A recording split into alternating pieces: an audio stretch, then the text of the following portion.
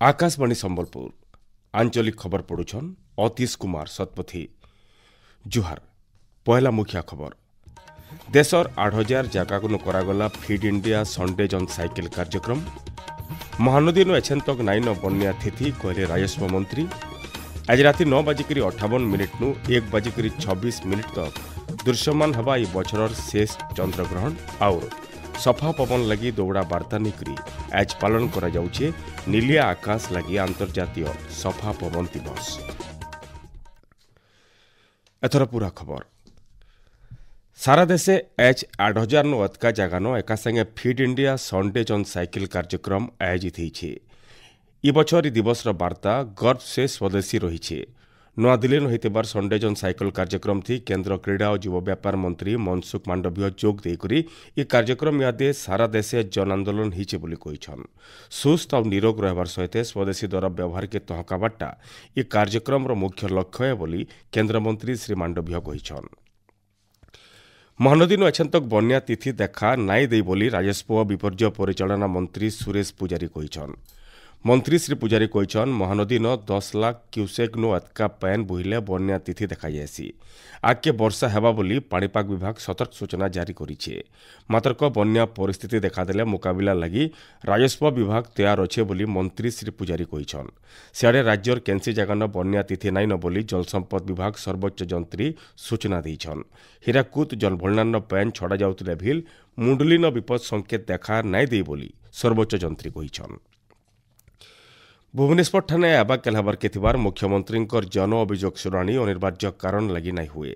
इथिर लगी पंजीकरण करिथिबा लोके आबा शुणाणी बेलके मुख्यमंत्री को निजर अभियोग जनै पारबे।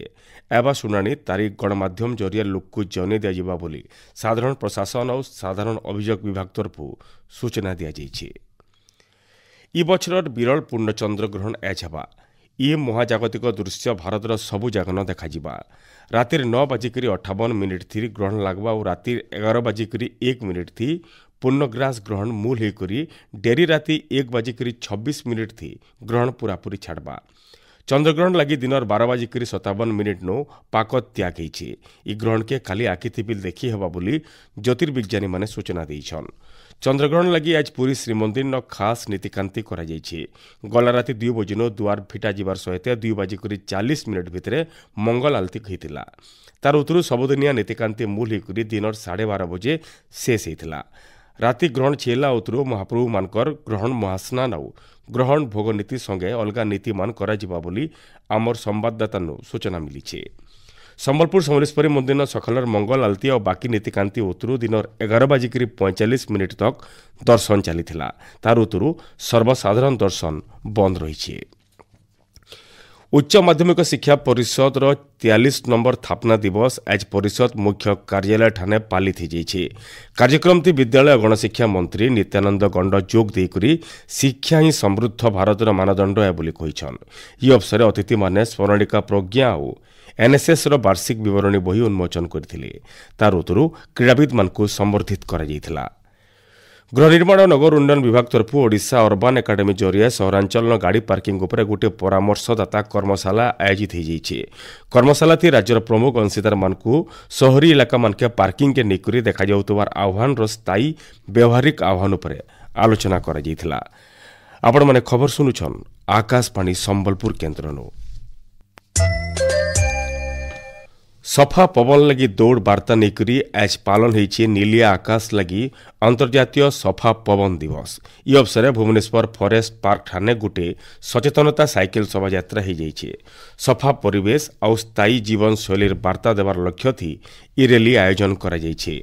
अतिरिक्त मुख्य शासन सचिव सत्यव्रत साहू मुख्य वन संरक्षक प्रमुख कार्यक्रम थी जोग देकरी पवन के सफा और सुरक्षित रखबार संगे भविष्य पीढ़ी के सफा सुस्थ और स्थायी परिवेश देवाटा आमर कर्तव्य है बोली कहिछन।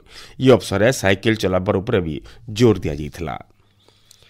बुधपूर्णी अवसरे आज अतिबड़ी जगन्नाथ दासकर भागवत पुराण जन्मोत्सव पालित होइछे।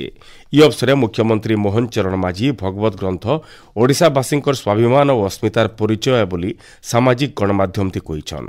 ओडिया जातिर साहित्यिक सांस्कृतिक और आध्यात्मिक जागरण थी इ महान ग्रंथ सहायक होइछे बोली मुख्यमंत्री कहिछन। केन्द्र शिक्षा मंत्री धर्मेन्द्र प्रधान इ अवसर राज्यवासी को शुभेच्छा जनाई श्रीमद भागवत ओडिया जीवन गोटे जरूरी अंश है बोली कहिछन। राज्यर भिन्न भिन्न जगानु आज भागवत जन्मनीति पालन कराଯିबार सहित भागवत पाठ कार्यक्रम मान आयोजन करा जायछि। सुवर्णपुर सैनगिरी ठाणे थिबार जोग विहारन भागवत कथामृत आयोजन करा जायछि। इ अवसरे ओडिया भागवत और समाज स्वर शीर्षक गोटे आलोचना चक्र हो जायछि। कार्यक्रम थी वक्ता माने ओडिया भाषा के बरकस करबार दिगे अति बड़ी जगन्नाथ दासकर अवदान सबुदिन मने रहबा बोली कहिछन। धर्मीय परंपरा के बंचे रखिकरी नैतिक शिक्षा और समाज शिक्षा दिगे ओडिया भागवत गुरुत्वपूर्ण भूमिका नैथिबा बोली वक्ता माने कहिछन। देशर साधारण नागरिक मानकर आवश्यकता के नजर रखिकरी आवा पीढ़ीर जीएसटी संस्कार निष्पत्ति निया जायछि। नुआ जीएसटी नीति जरिए गरीब और मध्यवित्त परिवार माने लाभ पाइबार सहित एमएसएमई क्षेत्र की भील बहुटे लाभ मिलबा। इथिर लगी अमेरिकार टारिफ कटकणा के भील भारतीय अर्थनीति उपरे केनसी प्रभाव न पके बोली झारसुगुड़ा एलएन कॉलेज अर्थनीति विभाग मुख्य तपन कुमार बारिक कहिछन। स्वागत योग्य ये आमर जो एमएसएमई सेक्टर रे जो जीएसटी रो हेवी रेट थिला बहुत गोटे एमएसएमई कोरोना परवर्ती समय प्राय बंद हो जाता जोटि कि जो आमर प्रोडक्शन हबार कथा एम्प्लॉयमेंट हबार कथा से दृष्टि संपूर्ण भाव में जो मरी जाते से बंचार गोटे नुआ राहा मिलला बोली निश्चित भाव में आम आशा करवा। तापरे एबे जो ट्रम्प को टेरिफ अमेरिकार राष्ट्रपति जो 50% आमर भारत उपर टेरिफ लगे ताकू भी मुकाबला करने निश्चित भाव में जो जीएसटी सरलीकरण कराई 5% और 18% निश्चित भाव में ता भी हमको स्वागत करिबो। बहुत गुड़े जिनिस जंती जो life saving medicine even zero कराई निश्चित भाव में लोकंकर उपभोग बढ़िबो एवं जा फल कि उत्पादन भी बढ़िबो एवं एम्प्लॉयमेंट भी जनरेट हेबो। सूचना अनुसार आबा 22 तारिख नुआ जीएसटी दर लागू हेबा। सुवर्णपुर जिला योजना और पर्यवेक्षण शाखा तरफ पंचम वार्षिक निशामुक्ति अभियान कार्यक्रम आज हो जाइए। इ अवसर जिलार भिन्न भिन्न कॉलेजर छात्र छात्री मानकु नेकरी प्रबंध लेखा चित्रांकन स्लोगान लेखबार प्रतियोगिता आयोजन करा जायथिला। महिला एसएसटी मानकर भितरे रंगोली और झूठी प्रतियोगिता भी करा जायथिला। इ अवसर निशामुक्त भारत अभियान विषय थी गोटे सभार आयोजन करा जायथिला। सभाथी निशा सेवन कुपरिणाम बाबदे सचेतन करा जायथिला। नुआपड़ा जिलापाल मधुसूदन दास अध्यक्षता थी जिला कार्यालय सम्मेलन कक्षन राजस्व संग्रह समीक्षा बैठक आज हो जाइए। इति जिला राजस्व अधिकारी सहित अलग अधिकारी माने जोग देकरी राजस्व आदाय बाबद तथ्य उपस्थापन करथिले। चाष जमी नाइथिला लोक सरकारी नियम अनुसार जमी लीज दिया जेथि लगी गरीब लोके भी सरकार भिन्न भिन्न योजना सामिल हो पारबे बोली जिलापाल कहिछन। नुआपड़ा जिला के 27,000 बस्ता यूरिया सार जुगे दिया जाइए। 26टा पैक्स जरिए और केतेटा डीलर जरिए चाषी मानकु सार जुगे दिया जाउछे बोली प्रशासन तरफ सूचना दिया जाइए। जिला न सुरुखुरुथी सार जोगाण चलीछे बोली आमर संवाददाता तरफ सूचना मिली। बिहार राजगीर ठाणे एशिया कप पुरुष हॉकी चैंपियनशिप फाइनल मैच और किछि समय उतरू भारत और कोरिया भितर खेला जिबा। गला खेल चाइना के 7-0 गोलती हरेकरी भारत फाइनल के पहुंची। 4 थर फाइनल जीति भारत इथर भी टाइटल हासिल करबार के जोरदार चेष्टा चली।